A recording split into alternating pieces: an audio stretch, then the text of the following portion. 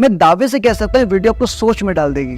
1985 जब हम लोग सेलफोन के बारे में भी नहीं जानते थे, तब एक मैगजीन में आर्टिकल छपता है नासा के साइंटिस्ट रिक ब्रिक्स के द्वारा, knowledge representation in Sanskrit and artificial intelligence. यह आर्टिकल दावा करता है कि 1985 से ही नासा संस्कृत की मदद से एआई को डेवलप करने में लगा पड़ा है, यानी कि हजारों साल पुरानी भाषा का इस्तेमाल हो रहा है आने वाली टेक्नोलॉजी के लिए। हाँ, आपने बिल्कुल सही सुना है। और देखिए, कोई भी भाषा का इस्तेमाल तब होता है जब अपने समय से बहुत ज्यादा आगे रही हो, और संस्कृत भाषा बहुत ज्यादा एडवांस भाषा है। और ये बात सिर्फ मैं नहीं, अब तो नासा के साइंटिस्ट खुद कह रहे हैं। और दूसरी तरफ इस दुनिया की 90% से ज्यादा भाषाएं जाने अनजाने में संस्कृत से इन्फ्लुएंस्ड है। देखिए, हम शुरू से ही बहुत ज्यादा एडवांस रहे। ये भारतीय संस्कृति और इसकी कथाओं में ऐसी अनेक चीजें सुनने को मिलती है जो आज भी एक मनुष्य के लिए सोच पाना असंभव है। प्रणाम। संस्कृत सिर्फ एक भाषा नहीं है, ये चिकित्सा का भी काम करता है और हमारी बीमारियों को ठीक कर सकता है। जैसे संस्कृत में दो शब्द हैं, अनुस्वार और विसर्ग, यानी कि अंग और अह।